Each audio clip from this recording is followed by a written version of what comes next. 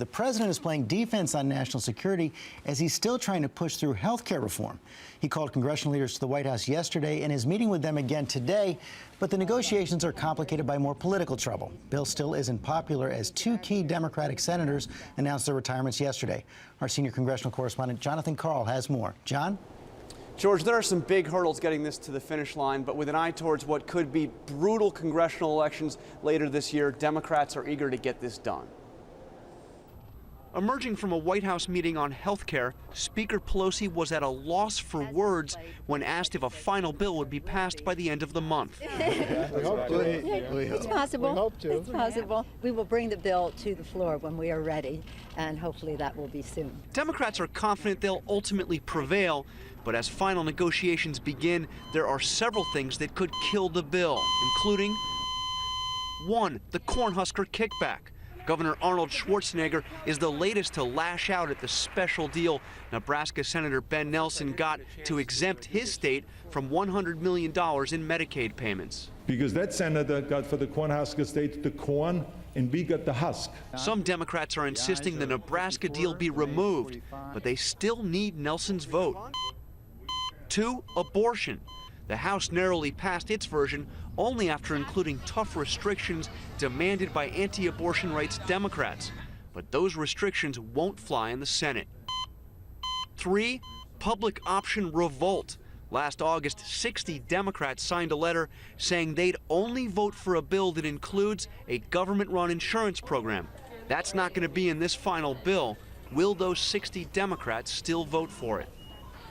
Republicans are increasingly confident that the fight over health care reform will help drive them towards big victories in this year's midterm elections, just like the last fight over health care reform helped drive the Republican landslide of 1994. George? Okay, John Karl, thanks very much. For more on this, we're now joined by Republican strategist Nicole Wallace and James. What are you laughing about, James? And our GMA contributor, James Carville. Tone setter. Well, let's see if we can stop the laughing. We just saw John Karl right there, and we saw the retirements yesterday of Byron Dorgan and Chris Dodd. Democrats left Washington after Christmas confident that health care is going to pass. You see these senators reading the tea leaves for November, but does this imperil the bill? I don't think so. I mean, there are a lot of things, as Jonathan pointed out, between here and there. And I think the appropriate thing here is Franklin's dictum that we best hang together, surely we'll hang separately. And I don't think, and I think that still the sense is if this fails, it would be worse for them politically than it passes. And I think that's a calculation across the Democratic Party. Having said that, there are enough things up there that could potentially trip this up. Of course there are, but my sense is it's still going to pass at some point. And Nicole, Democrats convinced that if it does pass, this is going to put them back on the path to political recovery.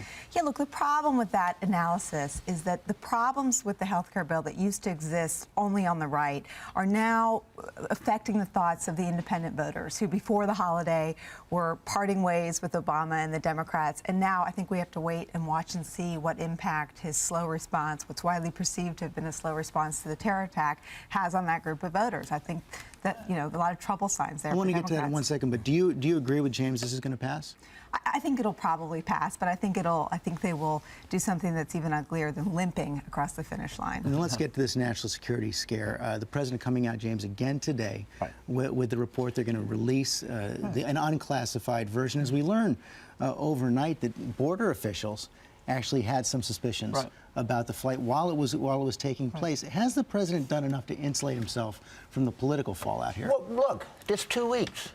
And we already look how much we know in this instance compared to most of these things. He was really ticked off. He wanted to get to the bottom of this, and we're finding things out now. And now we're putting agents on every flight. I mean, I think his reaction has been pretty determined, and I think it's been pretty good. I mean, I kind of laughed, and I said, I'm about like George Clooney. I'm up in the air all the time. And, you know, I was curious about this thing, too. And I got to say, as an air traveler, I'm pretty satisfied with the quickness and the depth of the response that we had to this. I'm pretty shaken that after all of this, this guy gets on a plane, and after we close the plane door and he's somewhere over the Atlantic, somebody goes, oh, wow. I mean, I'm curious, why didn't they call the pilot, or, you know what I mean, or warn somebody on a plane? Exactly I don't know. These are questions, but I, as much as any American citizen, want to know what happened here. President done enough? Well, I think in the last 3 days he has, but I think that, you know, certainly I learned in the Bush years, you guys have plenty of experience inside the White House.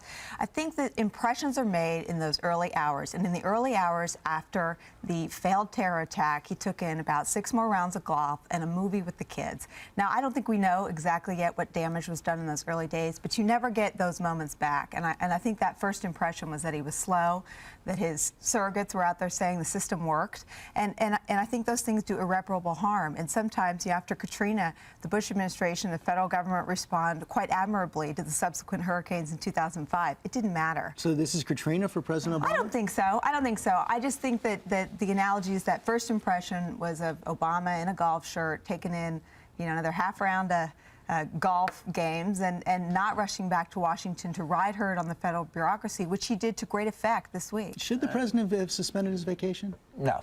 No, I dissent, but I think it was 3 days later that he came out. And one thing about him is he likes to have the facts before he steps out.